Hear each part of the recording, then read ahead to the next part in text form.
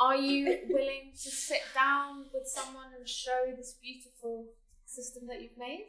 Yeah, on the system, on the data. That's a little bit I'm interested in that question mark. Yeah. Why is it a question mark? Yeah, so I think on the system itself, absolutely. Like, I think we need to, that's the whole purpose of this meeting, isn't it? Is to really share what we've done. And obviously, like, we had 10 minutes each. There is so much learning from the last 6 years of, like, big mistakes we've made and things we would do differently. And so, yes, I think we should all do that more. On the data itself, I think that's a bigger organisational question, really, about what we share externally. There are some data security issues in terms of, like, what kind of data we might share in terms of where we work. In certain countries, we are even restrictive within the organisation about sharing results data, which might put people at risk, for example. On the results data, I don't know. I'd have to think about, like, what is it you needed and why, and how would that be useful to you? Let's talk in non-breaks. What about IRC or War Child? Yeah. Are you able to share on the sharing? I think one of the things that I've often discussed with our home office as well is that as long as I don't have the capacity to be proud of the work that I'm doing and to be confident that I did it with the right methodology and whatever else, then it's even internally, I can completely relate to the different country offices who are not even comfortable sharing their evaluations or their monitoring data among us inside the organization. And so I think that was mentioned also before, and I cannot emphasize it enough, because as long as the people we're putting in these functions don't feel like they're on the right track or know what they're doing or confident enough to present it in this setting or others, then how can we expect that kind of sharing to happen? And we say, like, oh, we're going to eventually put this on the website and we're going to do this, and that happened a while back, but you can see then a plunge in the sharing that happened, and I think it was largely due to all these gaps in skill and capacity. And Great. So I'm now going to take 2-3 questions at the same time, and I think that'll be all we have time for now, but we have plenty of breaks, and I'm sure our panelists would be happy to share more with you at that time. Can I just quickly, Yes. really quickly, I honestly believe that the issue is setting expectations. And I don't really think, this is a good example of a conversation that internally, we can have this conversation until we're all 80.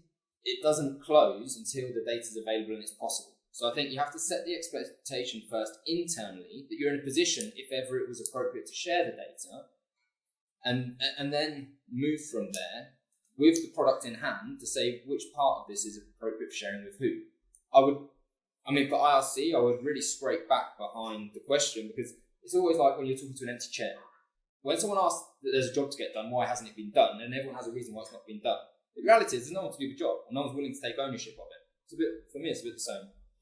And also, I would put the question back to you slightly around, like, what data do you need and why, and how would you be using it? Like, that would be the beginning of the conversation. Wonderful. And so I shall ask the two of you to find each other during lunch and to go tete-a-tete on this one. Right, fantastic. So on the first one, in terms of the technical analysis that we do, and the link between country office and global level. So this is one of our global theories of change for education. I can also share this. The orange boxes, you don't need to see the details, obviously. The orange boxes are where we have global mandatory indicators, right? So mostly at the output level, and then a couple at the outcome level. The idea is that in NRC's M&E framework, this is like very much the theory of change. It's a guide. So at your country office level, you're still expected to develop your own contextually relevant theory of change. And if you are delivering on these things, you then must report on that mandatory indicator at the output level and at the outcome level.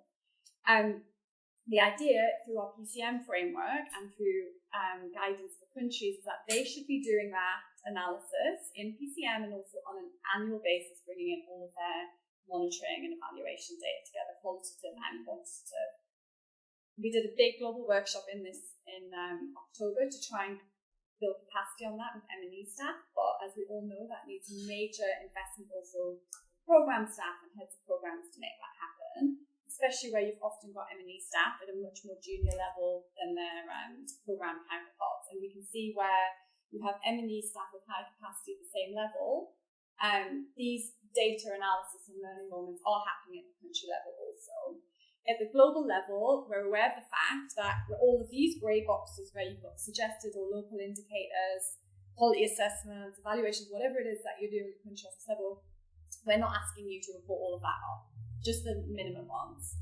So then when we do the analysis at the global level, we're just using this data plus the evaluations. We're not asking for everything. We also have the regional technical specialists in those meetings. So they then have, we also have a global reporting system, right? Like a technical online system where you report this data. So countries are not expected to do any extra work.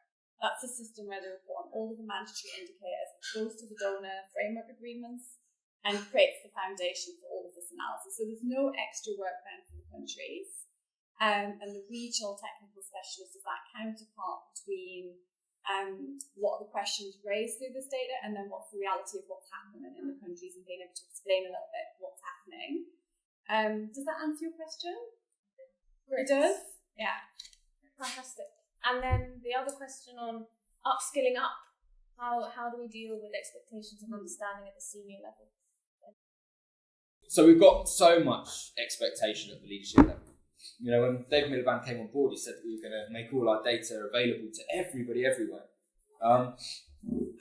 So closing the gap between the twice yearly country director expectation that data is available to measure their country's strategic plan outcome areas and the global organisational use of that data to talk to IRC's outcomes has really been like the to-do list for the last period. I believe very strongly that it requires some diagnosis of what the tactical levers for change are. That if you put your finger here and you focus resources and you focus collaboration, that's going to make the difference in terms of resolving some of these bottlenecks. I think for me, the biggest one has to be ensuring at source that data isn't siloed by project. For me, that's number one.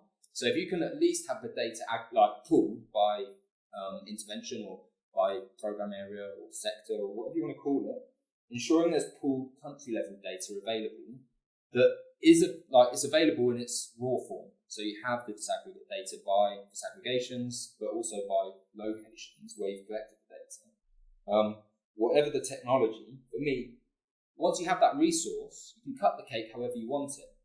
Because then you open a whole new can of worms about the relationship between presenting data and explaining data.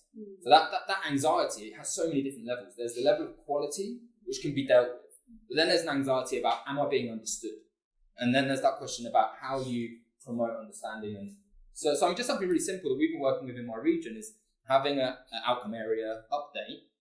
Everything in there has to be annotated. And then you have a whole load of back and forth over, is it the right explanation? How have you triangulated that? That's good. That's the right conversation. But you have to have the information available. So for me, it's just all about getting it right at source. And then that thing where you have to recognise that different people are at different places on their maturity. So maybe one country programme has to deal with the issues of data collection and integrity and fidelity with the standard indicators. Maybe there's another country programme who's acing that. And their real issue is about explaining the data, understanding that we had Ebola in that year and that's why it goes weird, or whatever the issue is. So different countries will have different priority bottlenecks that from a regional or global level you have to resolve to start to progress you towards having some meaningful data-driven statements you can say at the organisation level. Fantastic, I like that. So we almost need a country mapping of capacities and bespoke approaches to each country.